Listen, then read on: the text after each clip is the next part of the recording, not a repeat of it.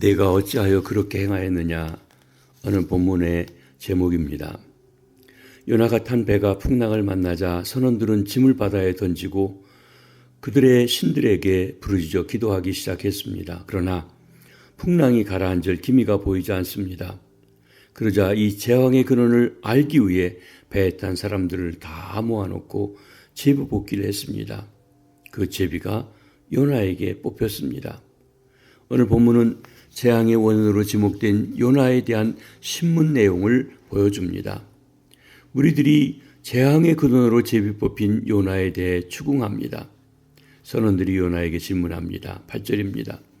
무리가 그에게 이르되 청하건대 이 재앙이 누구 때문에 우리에게 임하였는가 말하라.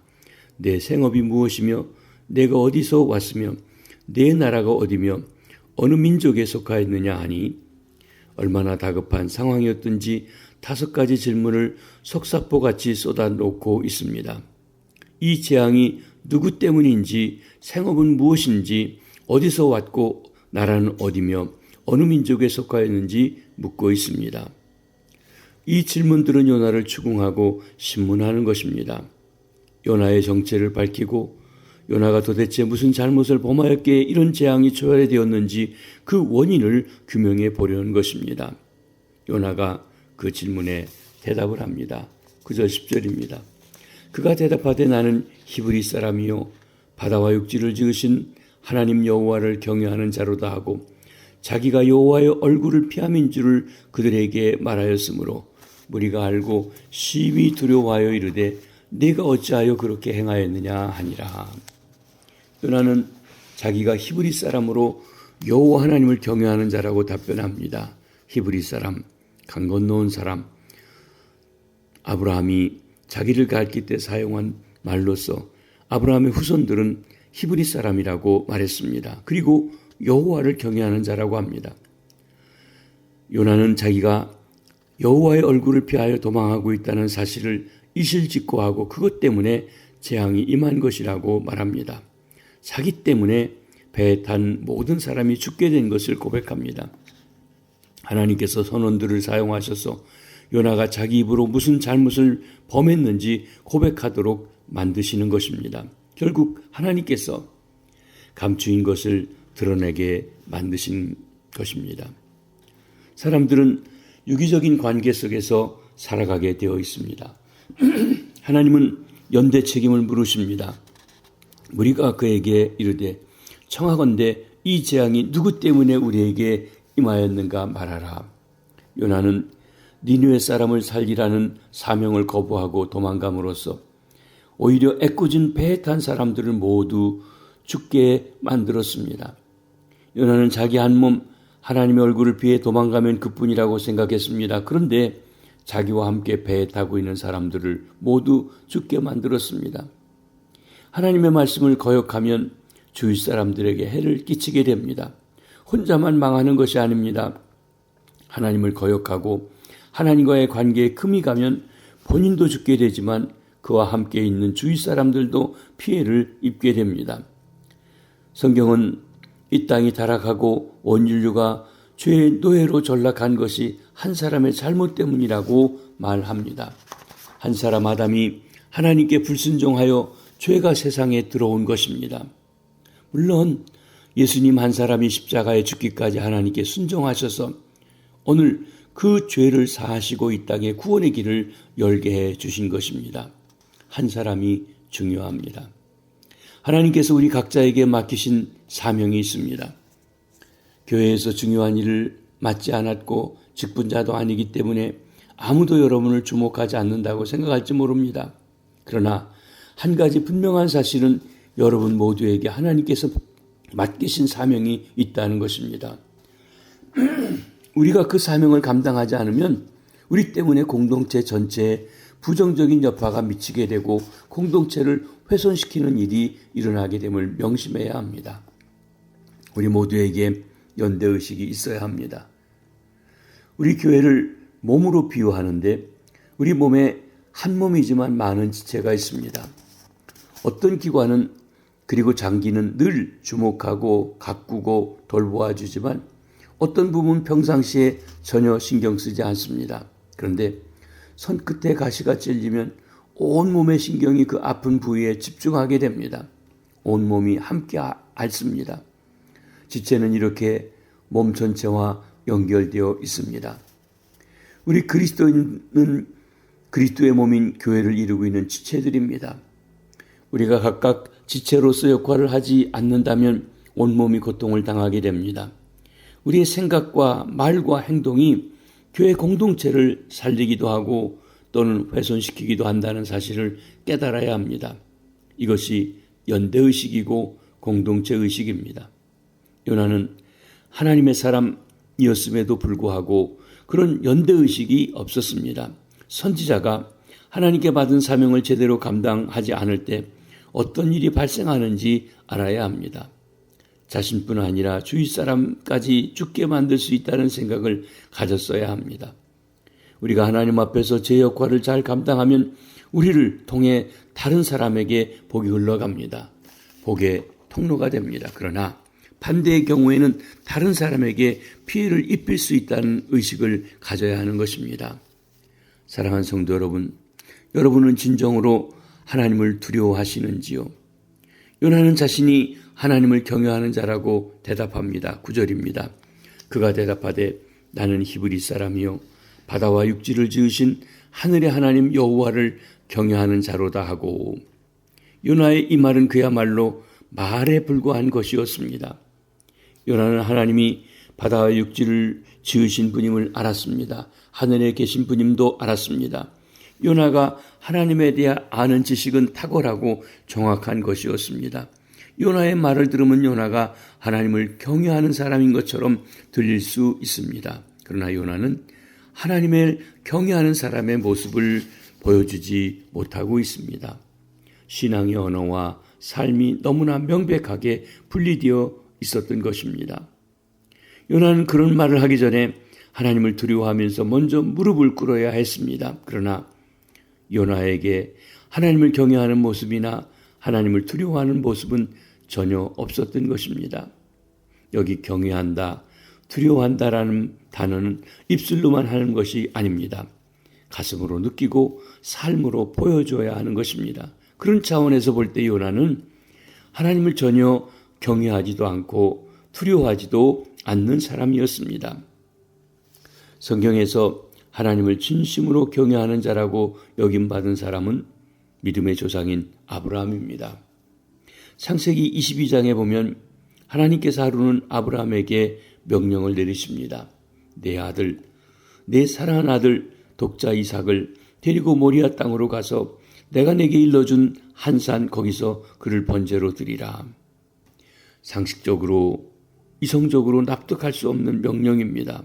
그런데 아브라함은 그가 이해하기 힘든 그런 명령이지만 하나님의 말씀에 묵묵히 순종을 합니다.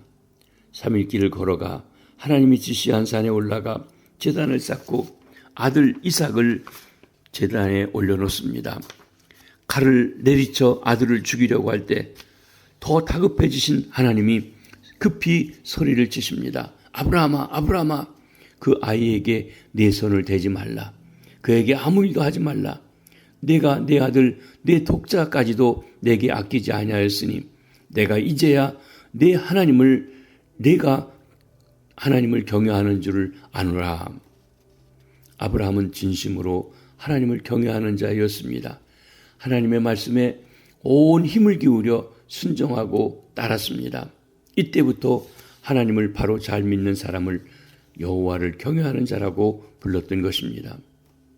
성경에는 입술로만 하나님을 경외하는 자들도 있습니다. 우리 목사님을 통해 이사야 말씀을 들었는데 이사야 선지자가 그 시대 백성들에게 대해서 말합니다. 이사야 29장 13절입니다. 주께서 이르시되 이 백성이 입술로는 나를 가까이하며 입술로는 나를 공경하나 그들의 마음은 내게서 멀리 떠났나니 그들이 나를 경외함은 사람의 계명으로 가르침을 받았을 뿐이라. 이스라엘 백성이 하나님을 두려워하는 것이 의례적 이론적 차원에서 말로만 하는 것임을 지적하고 있는 것입니다. 하나님을 향한 마음이 죽었고 하나님과의 관계가 끊어진 상태입니다. 이처럼 하나님에 대한 지식이 죽은 지식이 될 수 있습니다. 하나님을 머리로 알아야 하지만 동시에 가슴으로도 알아야 합니다. 요나는 나는 하나님을 두려워하는 자다, 하나님을 경외하는 자라고 말했지만 실제로 하나님을 전혀 두려워하지 않는 사람의 모습을 보여주었던 것입니다. 혹시 이런 요나의 모습이 우리 안에 있지는 아니한지요? 그런데 요나의 말을 듣고 있는 사람들이 심히 두려워했습니다. 10절입니다. 자기가 여호와의 얼굴을 피함인 줄을 그들에게 말하였으므로 무리가 알고 심히 두려워하여 이르되 네가 어찌하여 그렇게 행하였느냐 하니라. 요나는 두려워한다고 말을 하면서도 전혀 두려워하지 않는 모습을 보였습니다. 두려워하는 모습을 보이지 않았던 것입니다. 그러나 요나 곁에 서 있는 선원들은 말은 하지 않으면서도 두려움에 사로잡혀 떨고 있었습니다. 요나서에 보면 무리가 두려워하였다는 표현이 3번 나옵니다. 먼저는 배가 깨지가 되었을 때 죽음의 공포가 엄습하여 두려워 떨었습니다. 두 번째는 무리가 요나의 말을 듣고 풍랑을 일으키신 하나님을 두려워한 본문입니다. 세 번째는 뒤에 뱃사람들이 요나를 바다에 던지고 난 후 그 즉시 폭풍우가 잠잠해지자 그들이 또 두려움에 떱니다. 폭풍우를 잠잠케 하신 하나님에 대한 두려움이었습니다. 무리가 두려워하는 모습이 하나님을 더 영적이고 그리고 순수한 모습을 하나님 앞에 보여주고 있습니다. 사랑하는 성도 여러분, 우린 진정 하나님에 대한 경외심을 가지고 살아가고 있으신지요? 이방인들이 하나님의 사람을 책망합니다. 하나님을 안 믿는 사람이 하나님의 사람 요나를 책망합니다. 무리가 알고 심히 두려워하며 이르되 내가 어찌하여 그렇게 행하였느냐 하니라. 내가 어찌하여 그렇게 행하였느냐? 이 반응도 예사롭지 않습니다. 선원들은 내가 어찌하여 우리에게 이런 몹쓸 짓을 행하였느냐라고 질책했어야 맞습니다. 왜 우리까지 죽게 만들어 하는 반응이 좀 더 자연스러워 보입니다. 그런데 선원들은 왜 너희 하나님께 그런 잘못을 범하였느냐고 책망하는 것입니다. 이 책망도 선원들의 입을 통해 하나님께서 하시는 것이 분명합니다. 내가 어찌하여 그렇게 행하였느냐? 하나님은 아담과 하와의 타락 이후 이 땅에 사는 인류에게 어떻게 행할 것을 가르쳐 주셨습니다.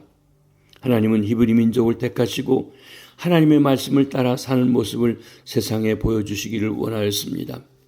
그리고 족장들과 선지자들을 통해 이 세상에 바로 살아가는 방식을 가르치셨습니다.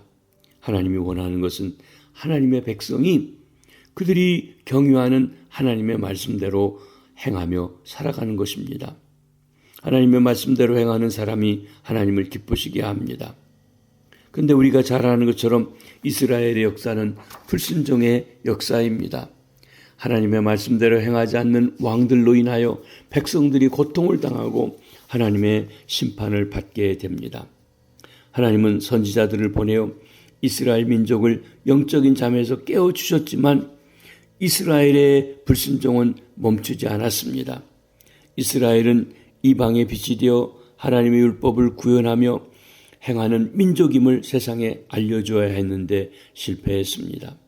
오히려 이방 세계가 하나님의 백성 이스라엘을 저주하고 침략하고 이스라엘 하나님을 욕되게 하고 그리고 그 명예를 짓밟았던 일을 범했던 것입니다.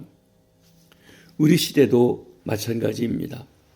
교회가 존재하는 이유는 하나님의 말씀을 따라 바르게 사는 삶의 모습을 보여주라는 것입니다. 어두운 세상에 빛이 되는 것입니다. 부정부패가 판치는 곳에 하나님 앞에서 바른 삶을 통하여 새로운 생명의 역사를 일으키는 것입니다.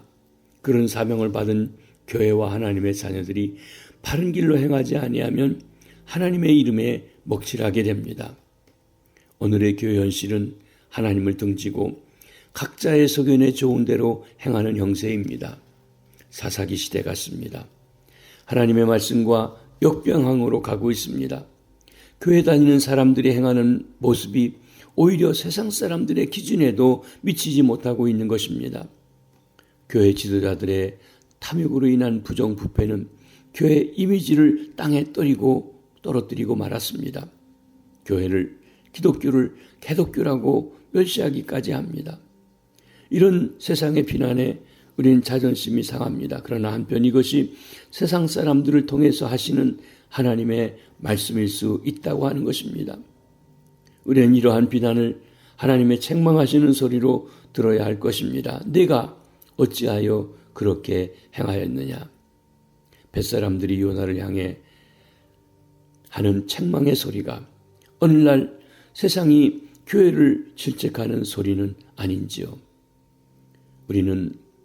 우리가 세상의 빛이요 소금이라고 하신 주의 말씀을 기억하며 어두운 세상에 빛이 되고 썩어가는 이 세상에 참으로 소금이 되는 역할을 감당해야 합니다. 그러기 위해 주님을 경외하며 주의 말씀을 따라 살아가는 하나님의 백성들 다 되시기를 주의 이름으로 부탁드립니다. 기도합니다. 하나님 아버지, 우리를 구원하여 하나님의 자녀 삼아 주시니 감사합니다. 우리에게 말씀을 주셔서 그 말씀을 깨닫고 살게 해주시니 감사합니다. 세상이 어두워졌습니다. 하나님의 바다바다 허우적거리는 사람들이 있습니다. 저들에게 빛이 되게 하시고 썩어가는 세상의 소금이 되는 저희들 되게 하시옵소서. 그렇게 할수록 있도록 말씀을 주시고 말씀의 능력으로 살아가서 우리가 하나님의 사람임을 만방에 드러내고 하나님의 영광을 나타내는 저희들 되게 도와주시옵소서. 이곳에 우리 시온교회를 세워주셨습니다. 지역을 밝히고 구원하게 하시고 하나님의 사람들이 어떻게 살아가는지 보여주는 교회가 되게 해주시옵소서. 오늘도 우리 성도님들 일터로 사업장으로 직장으로 갑니다. 그곳에 빛과 소금이 되게 도와주시옵소서. 학교에 가서 공부한 우리 자녀들 지혜를 주시고 총명을 주시고 하나님 어린 우리의 자녀들에게도 말씀으로 함께해 주시며 역사하여 주시옵소서. 대학에 지나가는 이들 하나님께서 그들의 인생에 준비하신 일들을 아름답게 바라볼 수 있도록 역사하시옵소서. 병상에 있는 환우들 낙심하고 절망하지 않고 오히려 치료하신 하나님을 바라보며 하나님 앞에서 새 힘을 얻는 귀한 치료와 어루만지심이 있게 해주시옵소서. 오늘 하루도 주 안에서 승리케 하옵소서. 감사합니다. 축복합니다. 예수님의 이름으로 기도하옵나이다. 아멘.